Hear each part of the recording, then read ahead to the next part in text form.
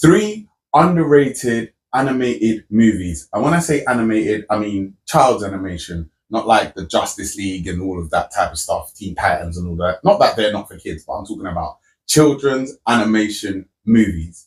Now, I am a big fan of children's animated movies. I'll be honest, I'm a big fan. I'm a big Disney movie type of guy. So I know this is a bit left field from what this channel usually does, but I'm going to talk about three underrated kids movies. Now, two of them, I feel like because they're outside of the Disney side of things, the Pixar side of things, that's partly the reason that they are underrated. Now, the first movie I'm going to talk about is Legend of the Guardians. Now, I haven't seen that movie for a good few years, I'll be honest.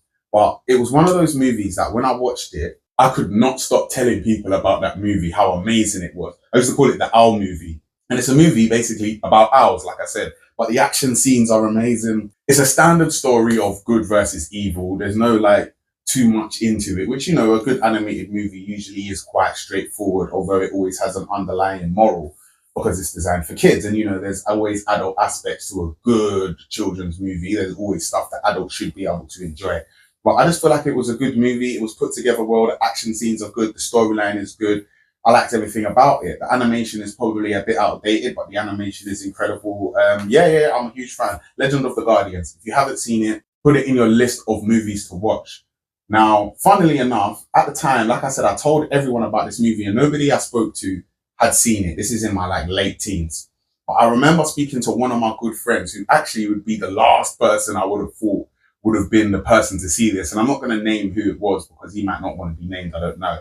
But it was one of those moments where nobody's heard of it. And I said to him, oh, you know, there's this movie that I keep telling everyone about. It's called Legend of the Guardians when you get a chance. And he was like, oh, but that's a sick movie. Yeah, right, you know about that movie. So it's one of those moments that's just quite nice. Like a shared experience that we know about this thing. Nobody else knows about this thing. But we know that it's a great movie.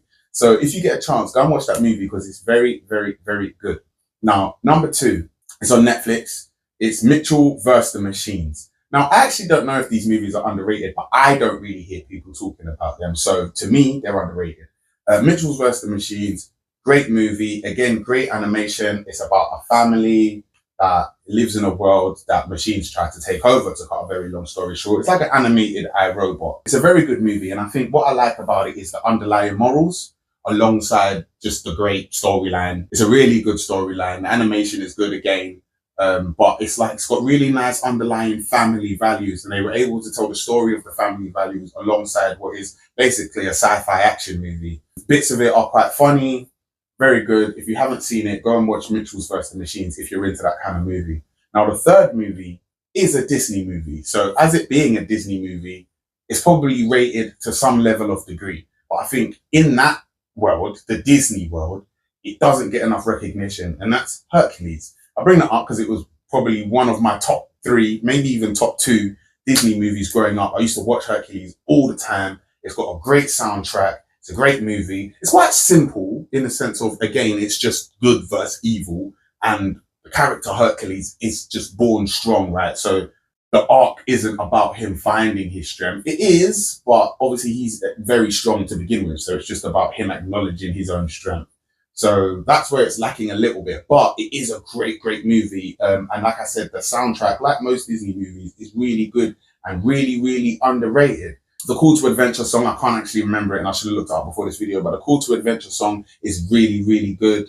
And there's quite a few good songs and there's quite a few good moments throughout it. There's some really good fight scenes. I think as far as villains go, Hades, who's the villain in that movie, and his sidekicks, they're amazing characters. Hades is played exceptionally well. And it's really nice. It's almost like a Disney Superman, obviously with it being Hercules. Also, when I was a kid, I was obsessed with like Greek mythology for some reason. Not so much anymore. I still enjoy bits and pieces of it. Like Blood of Zeus is really good.